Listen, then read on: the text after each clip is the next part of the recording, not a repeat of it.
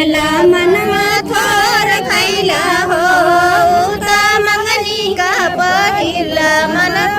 थोर भैला हो सरवा चांद के अजरिया जैसन गोर बाड़ा हो सरवा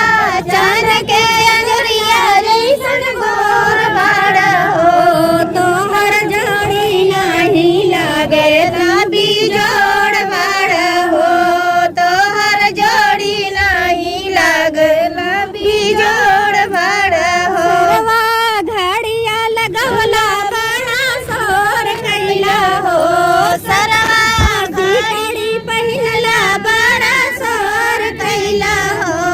तूता चोरी का पहिनला मनवा थोर कैला हो तूता चोरी का पहिरला मनवा थोर कैला हो सरवा फलवा लेला बड़ा सोर कैला हो सरवा फलवा लेला बड़ा सोर कैला हो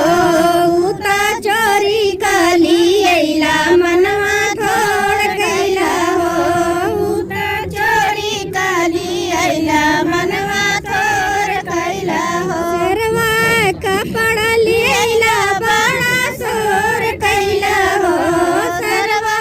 कपड़ा लेला बड़ा सोर कैला हो उता चोरी काली अइला मनवा थोर कैला हो उता चोरी काली अइला मनवा थोर कैला सरवा चांद के जरिया जैसन गोर बाड़ा हो सरवा चांद के जरिया जैसन गोर बाड़ा हो तोहर जोड़ी नाही लागल तू बेजोड़ बाड़ा हो तोहर जोड़ी नाही लागल समधी बनल बनवटिया पटगंज में खुलल बाटे बतिया हरू बनना बनवटिया रापटगंज में खुलल बाड़ी बतिया तिलकहरू बनल बनवटिया रापटगंज में खुलल बाटे रापटगंज में बैठल बाटे पीछे में मुड़ मुड़ देखत बाटे रापटगंज में बैठल बाटे पीछे मुड़ मुड़ देखत बाटे कैले हुई है राजगढ़ में चोरिया रापटगंज में खुलल बाड़ी बतिया कैले हुई है राजगढ़ में चोरिया में खुलल बाटे बतिया कैले हुई है मड़ियाना में चोरिया रापटगंज में खुलल बाटे बतिया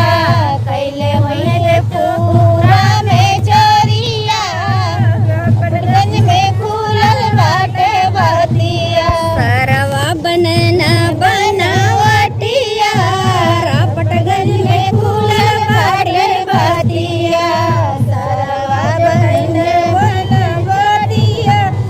रापटगंज में खुलल बाटे बतिया गोड़वा रंगावत बाटे